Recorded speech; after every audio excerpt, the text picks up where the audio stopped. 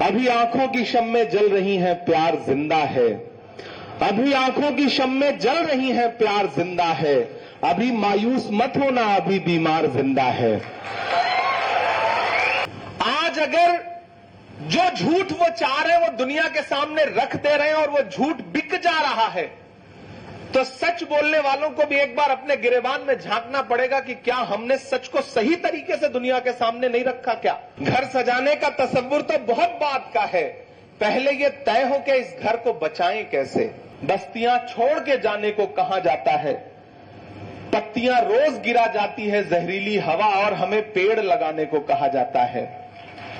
ये हो रहा है, लेकिन लगाना तो पड़ेगा, लड़ना तो पड़ेगा। घर की दीवार में खुद तुमने किया है सुराख, अब कोई झांक रहा है तो शिकायत कैसी। खड़ा होकर एक बात कहता हूं, किसी ने कहा है कि जब तक शेर अपनी कहानियां खुद लिखना नहीं सीखेंगे, जब तक शेर अपनी कहानियां खुद लिखना नहीं सीखेंगे, तब तक अपनी कहानियों में शिकारी खुद को महान बताते रहेंगे। और आज वो हमको आपको ये कहने के लिए आते हैं कि ये मुल्क आपका है या नहीं है, आप क्या हैं, आप क्या खाएंगे, आप क्या पहनेंगे। जिन्हें तिरंगे से नफरत है, अपना झंडा प्यारा है, गांधी का कातिल अब भी जिनकी आंखों का तारा है, शर्मनाक इतिहास है जिनका अंग्रेजों से यारी का, वो अब हमको बांट रहे हैं सर्टिफिकेट गद्दारी का। अभी आंखों की शम्में जल रही हैं, प्यार जिंदा है। अभी आंखों की शम्में जल रही हैं, प्यार जिंदा है। अभी मायूस मत होना, अभी बीमार जिंदा है। अगर इस तपती दोपहरी में तकरीबन 40 डिग्री टेम्परेचर में बिना एसी के हजारों लोग, सैकड़ों लोग किसी शहर में कम्युनल हार्मोनी के नाम पे इकट्ठा हैं, तो समझ लीजिए कि कहीं ना कहीं नफरतों से मुल्क ऊब रहा है। यकीनन हम एक मुश्किल दौर में जी रहे हैं, जब हुकूमतों ने नफरत को अपना परमानेंट औजार बना लिया है। हुकूमत ने परमानेंट औजार बना लिया है। जब स्टेट स्पॉन्सर नफरतें उफान पर हैं, ऐसे वक्त में एकजुटता की, मोहब्बत की, सद्भाव की बात करना कितना मुश्किल है और उस पर डटे रहना कितना मुश्किल है। इस खतरे को हम सारे लोग समझते भी हैं, लेकिन खतरा बड़ा होता है तो इसका यह मतलब नहीं कि हम उस खतरे से लड़ना बंद कर देते हैं। महान बादशाह सिकंदर ने जब यूनान फतेह किया तो यूनान फतेह करने के बाद वो जीत का जश्न मनाने के लिए शहर की सड़कों पर निकला, तो उसने देखा कि पूरा शहर जश्न मना रहा है, लेकिन एक फकीर आदमी सड़क के किनारे बेखबर होकर के चादर तान के सो रहा है।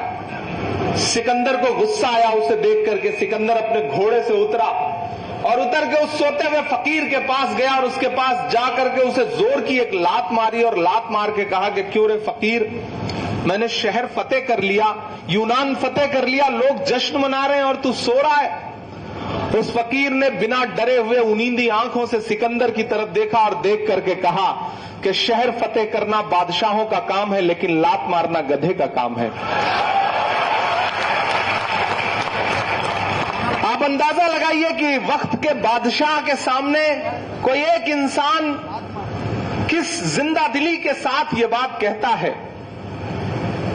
आज भी वही वक्त है। वक्त के बादशाहों ने, वक्त के सिकंदरों ने जमहूरियत को ऐसा मैनिपुलेट कर लिया है कि वो हर दिन आम आदमी को लात मार रहे हैं, हर दिन मोहब्बत करने वालों को लात मार रहे हैं। लेकिन बावाज़े बुलंद ये कहने वाले लोग थोड़े कम से हो गए हैं कि लात मारना तो गधों का काम है। उत्तर प्रदेश में खड़ा हूं, आज जो ये नफरत की हुकूमत इक्तदार में दिल्ली पर बैठी है, अगर आंध्र प्रदेश ने अपना एक बैसाखी खींच ली होती, चंद्रबाबू नायडू जी ने अगर अपना जमीर न बेचा होता, तो शायद आज हालात ऐसे नहीं होते। मुझे हैरत है, मैं तो पुराने भाषण सुनता हूं चंद्रबाबू नायडू जी के, और जब उनके भाषण सुनता हूं और मौजूदा हाकिम के लिए उनके जहन और उनके लफ्जों में जो तासीर थी, जब उसको सुनता हूं तो मैं सोचता हूं कि कोई इतना कैसे बदल सकता है, लेकिन वो बदल गए, इसमें कोई दो राय नहीं। घर की दीवार में खुद तुमने किया है सुराख, अब कोई झांक रहा है तो शिकायत कैसी। वो बदल तो गए। सिर्फ 2 सूबे आंध्र प्रदेश और बिहार अगर आज चाह लें तो आज दिल्ली के हाकिम की हिम्मत नहीं है कि वो एक भी बिल ऐसा ला सके जो कॉन्स्टिट्यूशन के खिलाफ हो। लेकिन सरेंडर तो कर दिया है आपके चीफ मिनिस्टर साहब ने, इसमें कोई दो राय नहीं। लेकिन इसके बावजूद जब अभी एक बिल आया वक्फ का बिल, जो बिल्कुल कॉन्स्टिट्यूशन के खिलाफ है, एज ए पार्लियामेंटेरियन मैं यहां खड़ा होकर कह रहा हूं कि मैंने पार्लियामेंट में भी डिबेट की और देश के किसी भी प्लेटफॉर्म पे खड़ा होकर यह डिबेट करने को तैयार हूं कि वो बिल कानून और आईन के खिलाफ है, इसमें कोई दो राय नहीं है। प्रशांत भूषण जी बैठे हैं, उसके कानूनी पहलुओं को समझते हैं वो। लेकिन उस दिन भी हमने देखा कि जब यह बिल लोकसभा में आया तो अगर 288 वोट 288 वोट्स सपोर्ट में पड़े तो इस मुल्क के 232 वोट्स ऐसे भी थे जो उस बिल के अपोज में पड़े। आप मुझे बताइए कि देश की पार्लियामेंट में कितने मुसलमान हैं? बमुश्किल 20, 25, 30, 20 से 30 के बीच का आंकड़ा है। लेकिन 200 से ज्यादा इस मुल्क के हिंदू भाई, दलित भाई, सिख भाई, ईसाई भाई अगर ऐसे कॉन्स्टिट्यूशन के खिलाफ आने वाले बिल के खिलाफ खड़े हैं तो मैं नहीं मानता कि मुल्क में मोहब्बत कमजोर हुई है। यहां से खड़ा होकर एक बात कहता हूं, किसी ने कहा है कि जब तक शेर अपनी कहानियां खुद लिखना नहीं सीखेंगे, जब तक शेर अपनी कहानियां खुद लिखना नहीं सीखेंगे, तब तक अपनी कहानियों में शिकारी खुद को महान बताते रहेंगे। तो अपनी कहानियां तो खुद लिखनी सीखनी पड़ेंगी दोस्तों, क्योंकि मैंने कहा ना, सरकार के पास टूल्स बहुत हैं, इतने टूल हैं। वो अपोजिशन पे इल्जाम लगाती है कि अपोजिशन जो है वो टूल किट इस्तेमाल करता है, जबकि सच्चाई है कि भारतीय जनता पार्टी के पास इतने टूल किट हैं, इतने टूल किट हैं नफरत फैलाने के लिए कि आप अंदाजा नहीं लगा सकते। पिछले 70 सालों का एक्सपीरियंस है भाई, ऐसे आसान थोड़ी है। मोहब्बत का एक्सपीरियंस तो 10-20 साल का होता है ना, हमारा आपका जो पर्सनल एक्सपीरियंस है, वहां तो एकजुट तौर पे नफरत फैलाने के लिए बाकायदा तजुर्बा रखा हुआ है उन्होंने। और आज वो हमको आपको ये कहने के लिए आते हैं कि ये मुल्क आपका है या नहीं है, आप क्या हैं, आप क्या खाएंगे, आप क्या पहनेंगे। जिन्हें तिरंगे से नफरत है, अपना झंडा प्यारा है, गांधी का कातिल अब भी जिनकी आंखों का तारा है, शर्मनाक इतिहास है जिनका अंग्रेजों से यारी का, वो अब हमको बांट रहे हैं सर्टिफिकेट गद्दारी का। इसलिए न तो शर्मिंदा होइए और न डरिए, अलल ऐलान खड़े होइए। जुल्म के खिलाफ एक इंसान उठ खड़ा होता है ना, तो जुल्म को मुंह छिपाना पड़ता है। कोई एक महात्मा गांधी उठ खड़ा हुआ ना इस मुल्क में अंग्रेजों के खिलाफ, जब खड़े हुए महात्मा गांधी तो अकेले उठ खड़े हुए, लेकिन फिर पूरा मुल्क चल पड़ा ना, पूरा कारवां चल पड़ा। तो आज तो हम सबको यह सोचना है कि जो हर जालिम से टकराएगी वो आंधी बनाऊंगा। नए अंग्रेज आए हैं, नया गांधी बनाऊंगा। ये लड़ाई बहुत बड़ी है और इस लड़ाई को हर दिन लड़ना है। और मैं अक्सर एक बात हर मंच से पॉलिटिकल, देखिए हर लड़ाई, यहां जो सामने बैठे हैं साथियों, मैं आपसे कहना चाहता हूं, हर लड़ाई का हल पॉलिटिकल तरीके से नहीं निकलता है। हर लड़ाई हुकूमत नहीं लड़ती है, समाज को लड़ना पड़ता है, सोसाइटी को लड़ना पड़ता है, इंडिविजुअल लड़ना पड़ता है। अगर हम आपसे पूछे कि आपने अकेले दम पर नफरतों के खिलाफ क्या कोशिशें की हैं, तो आज जब घर जाइएगा तो इस बात को तन्हाई में बैठ के सोचिएगा कि पिछले 25-30 साल की जिंदगी में हमने अकेले इंडिविजुअल नफरत के खिलाफ जो लड़ाई लड़ी है वो कितनी बड़ी है। हम पूरी दुनिया को नहीं सुधार सकते, हम पूरे समाज को नहीं सुधार सकते। हम अपने आसपास अकेले दम पर क्या कर रहे हैं वो तय करेगा कि समाज सुधरेगा या नहीं सुधरेगा, मुल्क सुधरेगा या नहीं सुधरेगा। एक फिल्म आई थी रंग दे बसंती, उसमें एक बहुत खूबसूरत डायलॉग है कि दुनिया के किसी देश का सिस्टम परफेक्ट नहीं होता, उसे बनाना पड़ता है। तो हमने उस सिस्टम को परफेक्ट बनाने के लिए कितनी मेहनत की है, क्या किया है, ये हमको भी तो बताना पड़ेगा। मौजूदा हुकूमत की नाकामयाबियां, चाहे आपकी स्टेट गवर्नमेंट हो या सेंट्रल गवर्नमेंट हो, इनकी फैलाई गई नफरत, एंटी अवाम पब्लिक के खिलाफ जो इनके काम हैं, और अपोजिशन, इन दोनों के बीच में से मीडिया हटा दिया जाए तो क्या सरकार एक दिन भी चल पाएगी? तो आपको यह समझना पड़ेगा कि बचा कौन रहा है सरकार को।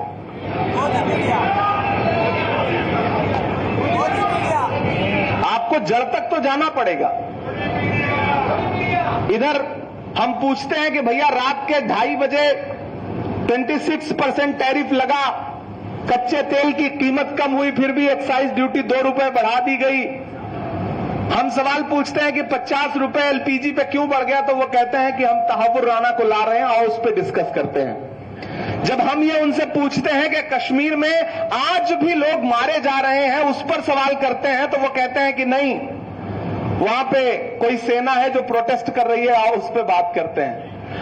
आप जब उनसे सवाल करते हैं कि बहुत हुई महंगाई की मार, अब की बार मोदी सरकार का नारा लगाने वाली सरकार ने आटा, चावल, दूध, दही, पनीर, छाछ, लस्सी और कफन तक पर जीएसटी लगा दी हो, तो मीडिया इस पे सवाल कुछ नहीं क्यों करता? तो फिर मीडिया शाम को आपको प्राइम टाइम में बताता है कि आओ हिंदू मुसलमान पे डिबेट करते हैं। फिर वो उठा करके कोई फुटकर से 2-4 लोग लेके आते हैं, चैनलों पे बिठाते हैं। अच्छा, मीडिया और नेता दोनों मजबूरियां समझिएगा। मैं अभी एक इंटरव्यू में था तो उन्होंने हमसे कहा कि महाराष्ट्र के एक एमएलए ने औरंगजेब के बारे में ये बोला, आप क्या कहेंगे? मैंने कहा वो बेचारे, उनको वाक्पटुता नहीं है, चालाकी नहीं है बोलने की। उन्होंने कुछ और बोला, आपने कुछ और दिखाया, भाजपा ने उसको कुछ और बताया। होता क्या है ना, आप घर से, पार्लियामेंट से या ऑफिस से बाहर निकल रहे हैं, सामने मीडिया के 10 कैमरे खड़े हैं, आपको पता नहीं कि सवाल क्या है, लेकिन मीडिया को पता है कि एजेंडा क्या है। वो बिना कुछ बोले सीधे आपके मुंह में माइक घुसेड़ते हैं और कहेंगे कि मस्तान साहब, कनाडा में फलाने ने ये बोला है, आप क्या कहेंगे? अब मस्तान साहब की मजबूरी है कि मस्तान साहब अगर कुछ ना बोले तो मीडिया कहेगी कि देखो सवाल से भाग रहे हैं, और मस्तान साहब ने कुछ बोला तो उसमें से 10 सेकंड कटेगा और फिर वो मीडिया के एजेंडे का हिस्सा बन जाएगा। और खुदा के लिए एक बात आपसे गुजारिश करता हूं, ये जो चैनलों पर 2000-3000 लेकर के अपनी कम्युनिटी के लोग जो दाढ़ी टोपी के साथ डिबेट करने जाते हैं ना, खुदा के लिए उनको कंट्रोल करिए, उनको पकड़िए। अगर वो आपके इर्द गिर्द कहीं रहते हैं तो उनके घर जाइए कि भैया हम तुमको ये 2000 रुपए दे रहे हैं, प्लीज टीवी चैनल पे मत जाओ, ये अपने पास रखो। उनको एजेंडे का हिस्सा बनने मत दो। उनको न तो सब्जेक्ट पता है, न उनको पॉलिटिक्स पता है, बस उनको टीवी चैनल से फोन आता है और उनको लगता है कि अगले 1 घंटे में टीवी पर रहूंगा। बस इस खुशी में भाई जा करके खुद को भी जलील करवाते हैं, कम्युनिटी को भी जलील करवाते हैं और समाज का भी नुकसान करते हैं। नफरत के ब्रांड एम्बेसडर हैं, आप यकीन जानिए। ये जब अलग बैठते हैं ना, ये जितने भाजपा के मेंबर ऑफ पार्लियामेंट है उसमें से ढेर सारे ऐसे हैं कि जब कैंटीन में हम लोगों के साथ बैठते हैं ना, चाय पीने आते हैं तो कहते हैं मैंने नहीं भाई, आप जो कह रहे थे बात वो सही है, लेकिन पार्टी की मजबूरियां हैं, क्या करें। सच बता रहा हूं, मैं उस दिन वक्फ बिल के खिलाफ बोल करके जब कैंटीन में गया तो मुझको 50 से ज्यादा भाजपा के मेंबर ऑफ पार्लियामेंट ऐसे मिले होंगे जिन्होंने हमसे कहा कि इमरान साहब हमें तो पता ही नहीं था कि वक्फ बिल का ये मामला है, हमें तो लगता था कि हुकूमत ने सारी जमीनें मुसलमानों को दे दी हैं। मैंने कहा भैया, हुकूमत ने हमें जमीनें नहीं दे दी हैं, हमारी जमीनें हैं जिन पर हुकूमत ने कब्जा किया हुआ है। 1 123 प्रॉपर्टीज जिसको लेकर के देश के होम मिनिस्टर ने लोकसभा में कहा कि अगर ये दिल्ली की 123 प्रॉपर्टीज का अमेंडमेंट 2013 में ना आया होता तो हम आज ये बिल लेकर के नहीं आते। इनको हुकूमत ने, कांग्रेस की हुकूमत ने मुसलमानों को दे दिया। जब उन्होंने लोकसभा में बोला तो मैंने अगले दिन, मुझे बोलना था, मैंने उस पर थोड़ा रिसर्च किया। जब मैं रिसर्च करके देश की पार्लियामेंट में खड़ा हुआ था तो सामने होम मिनिस्टर साहब बैठे थे, माइनॉरिटी मिनिस्टर बैठे थे, फाइनेंस मिनिस्टर बैठी थी। मैंने कहा कल अभी होम मिनिस्टर साहब ने देश की पार्लियामेंट में खड़े होकर एक झूठ बोला है, मैं उस झूठ को बेनकाब करता हूं। चेयर पर बैठे हुए डिप्टी चेयर साहब ने कहा कि झूठ जो है वो अनपार्लियामेंट्री लैंग्वेज है। मैंने कहा होम मिनिस्टर साहब खड़े होकर बोल सकते हैं लेकिन हम उस लफ्ज को नहीं बोल सकते, अनपार्लियामेंट्री है। तो ठीक है, हम इसको असत्य बोलते हैं कि असत्य बोला है इन्होंने, सच्चाई से परे एक बात बोली है। फिर जब मैंने उसकी हिस्ट्री दुनिया को बताई, मैंने ये कहा कि ये जो 123 प्रॉपर्टीज है, दरअसल ये वो प्रॉपर्टीज है कि जब दिल्ली में लुटियन, जहां देश की पार्लियामेंट है, जहां देश के प्राइम मिनिस्टर का हाउस है, जहां देश में लुटियन, जहां सारे एमपीज के बंगलोज हैं, बड़े बड़े ऑफिसर्स के, जजेस के बंगलोज हैं, जब ये 1911 में अंग्रेजों ने यह फैसला किया कि कोलकाता के बजाय दिल्ली को अपनी कैपिटल बनाया जाएगा, राजधानी बनाई जाएगी, तो उन्होंने रायसीना हिल के आसपास जो मुसलमानों की जमीनें थी उनको एक्वायर किया। जब एक्वायर किया तो उस समय वहां पर जो इबादत गाहें मौजूद थी, जिसमें मस्जिदें थी, खानकाहें थी, कब्रिस्तान थे, उनको लेकर के मुसलमानों ने कहा कि ठीक है, आप हमारी जमीन एक्वायर कर रहे हैं, हमारे घर एक्वायर कर रहे हैं, लेकिन आप हमारी इबादत गाहें हमसे नहीं ले सकते। लड़ाई हुई, झगड़ा हुआ, प्रोटेस्ट हुआ, लड़ाई ब्रिटिश गवर्नमेंट तक पहुंची, लंदन तक पहुंची।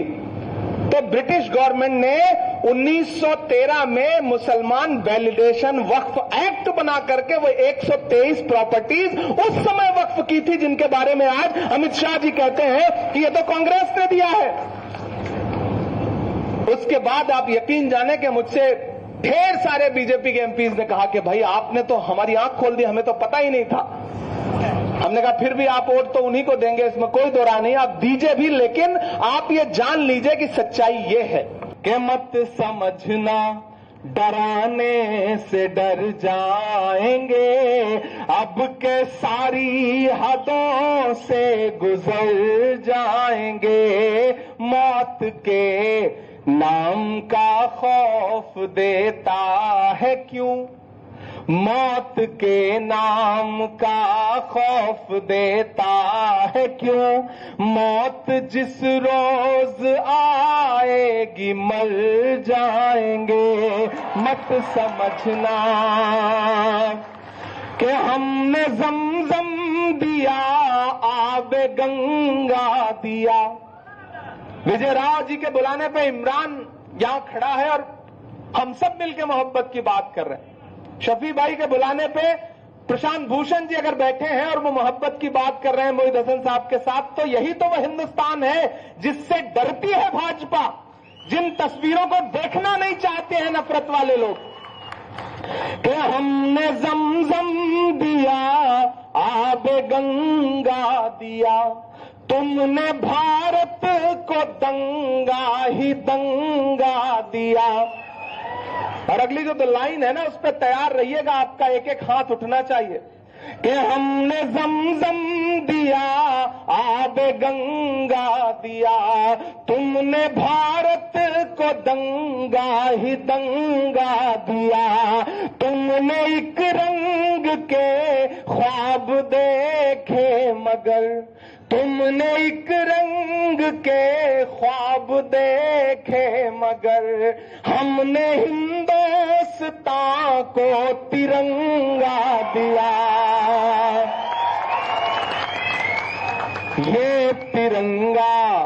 ये तिरंगा बदन पर लपेटे हुए, ये तिरंगा बदन पर लपेटे हुए, एक दिन इस जमीन में उतर जाएंगे, मत समझना डराने से डर जाएंगे, अब के सारी हदों से गुजर जाएंगे। जख्म पर जख्म खा के निकले हैं हाँ मगर मुस्कुरा के निकले हैं। जख्म पर जख्म खा के निकले हैं हाँ मगर मुस्कुरा के निकले हैं। सर झुकाने का हुक्म जब आया,